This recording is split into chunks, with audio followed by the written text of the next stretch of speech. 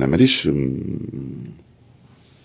ما عنديش غاية سياسية أو هدف سياسي للإساءة لأحد أو أشيد بوطني. هذا شأني مهما كانت الظروف، حتى ولو كان أسوأ الأوطان أنا من حقي أنني أشيد بوطني ما دمت لا أحرجك ولا أسيء لوطنك.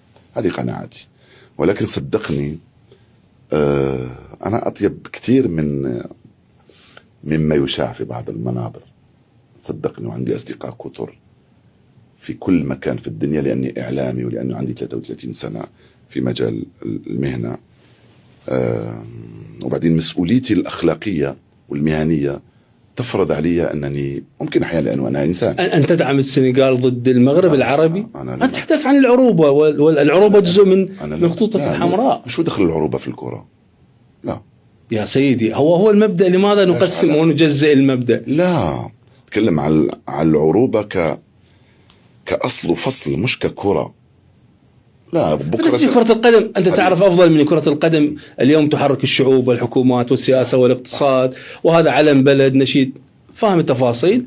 بالتالي هذا الموضوع ربما يمس الجار العربي. يقال رحم الله امرئ جب الغيبة عن نفسه، وكان ممكن تجاوز هذا الموضوع أو كتابة بوست واحد مثلا. أنا نرجعك لكأس العالم 2022. نعم، وحساباتي موجودة وممكن ترجع لها. أنا كتبت عن المغرب ما لا يكتبه غيري عن المغرب في كل مرة وفي كل مناسبة. اعتزيت وافتخرت وأثنيت وثمنت. بعدين المغاربة مش منتظرين حفيظ حتى يثمن، ولا أنت منتظر حتى نثمن، ولكن هذا واقع. تكلمت على كرة وعلى منتخب بغض النظر عن كل شيء.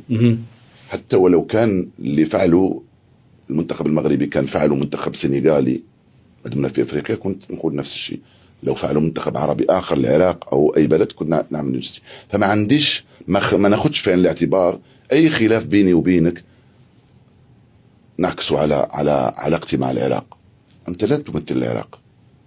أوكي، مواطن عراقي، عندي مشكل معك، يبقى مشكل معك كشخص أو كإعلامي، بس هذا ما ينعكس على البلد من خلالك أنا نسب بلد أو شعب. مستحيل، ليس في قاموسي.